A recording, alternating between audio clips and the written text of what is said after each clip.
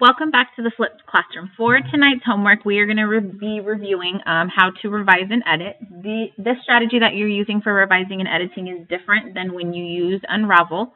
When we use Unravel, it's when we're reading a reading passage and we're trying to understand and answer questions about the passage. With revising and editing for tonight, we are looking at a sample of writing and trying to decide if there's any corrections that can be made, and then making a decision about what corrections need to be made in certain questions that they give us. So we always want to begin by reading the directions and this little intro paragraph up at the top. So it says, read the selection and choose the best answer to each question. Then fill in the answer on your answer document. It says, Kelsey wrote the following story about a recent experience. Read Kelsey's story and look for any corrections she should make. When you finish reading, answer the questions that follow. This is titled Kitchen Lessons. Your job is to follow along with me, and as we are reading, feel free to use your proofreading marks if we come across something that you think is a mistake that needs to be corrected, since we are revising and editing and looking for ways that we can fix Kelsey's writing. It was Mom's birthday, and my sister Chloe and I wanted to do something special. We decided to bake homemade cookies for her. First, we took turns measuring and pouring the ingredients into a large mixing bowl. When it was time to add the sugar, I grabbed a canister that was full of something white. It wasn't labeled, but I was sure it was sugar. In just a few minutes, the bowl was full of what looked like mouth-watering cookie dough. We didn't waste time. We didn't taste it because we wanted to have plenty of cookies for Mom. It would have been better if we had just taken one little bite. Instead, we shaped the dough into little balls, arranged them on a pan, and slid the pan into the oven. As the cookies baked, a wonderful smell filled the air. Ding! The kitchen timer chimed, and the cookies were done.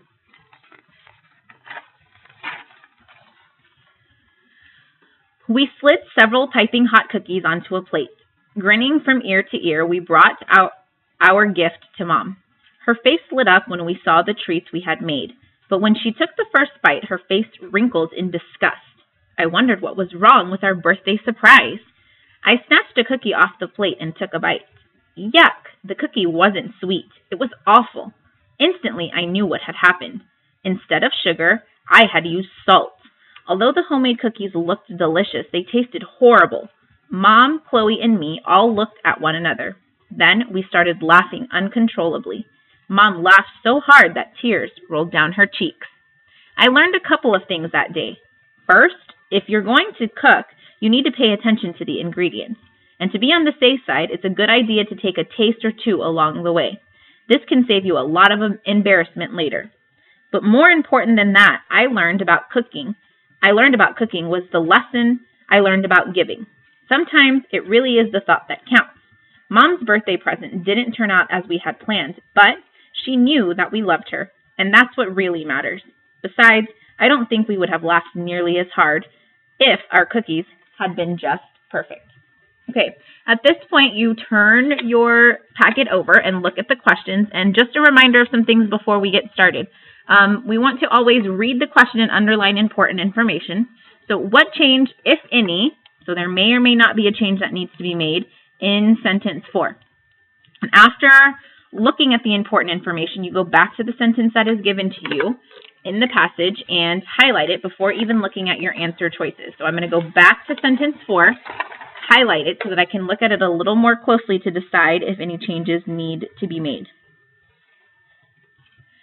Okay, sentence 4 says, when it was time to add the sugar, I grabbed a canister that was full of something white. And the only thing that doesn't look correct to me is this word grabbed. The way it's spelled there would make me want to pronounce it as grabbed.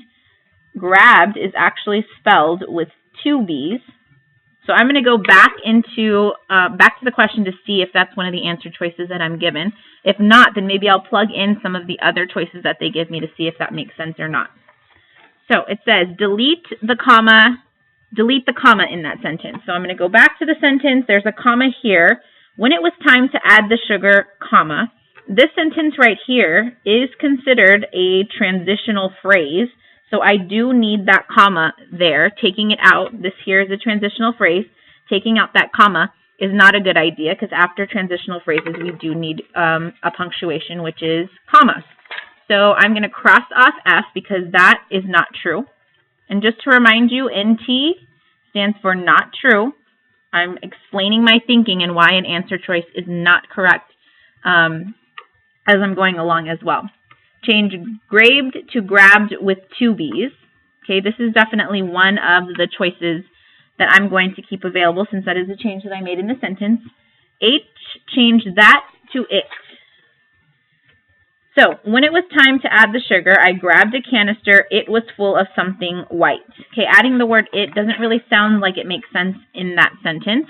So, I'm going to write next to this DNMS, and that stands for does not make sense. That's not a change I want to make because in that sentence it does not make sense. And then I did see a mistake that I need to correct, so J, no change should be made, is not a correct answer choice either. So for sentence 4, the change that I think is the only correction that needs to be made is G, changing the spelling of grabbed. Now we're going to do number 7 together. What change, again, if any, there could or could not be, needs to be made in sentence 13? So I'm going to go back to my passage in sentence 13. I'm going to highlight it to look at it a little bit more closely. Grinning from ear to ear, we brought our gift to Mom. Okay. The only correction that I see that needs to be made is this word right here. We brought our gift to Mom. They're actually trying to say the gift that we made for Mom needs to be taken to her. So that's our gift. The spelling of that is O-U-R. I'm going to see if that's one of the corrections that they give me in the answer choices. Okay, what change, if any, should be made in sentence 13? Change the spelling of grinning to have 1 in.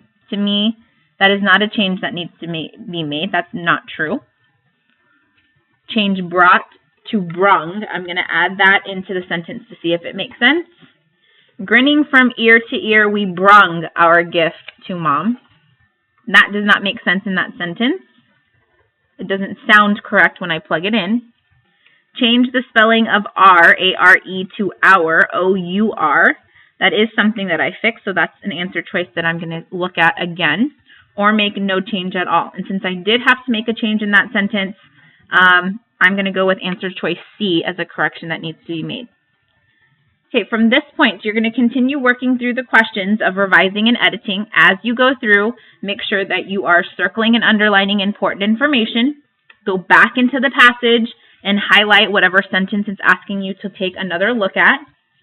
And then you also need to be explaining to me why an answer choice is not correct. Is it something that is not true?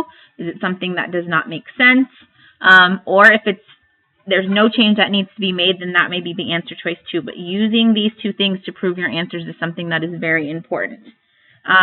Make sure that you remember all your rules about capitalization, punctuation, making sure that there are commas in correct places if you're using conjunctions, those type of things. Everything that we talked about in writing thus far are things that you need to be sure to keep in mind. So make sure that you read closely and, of course, have fun because you've been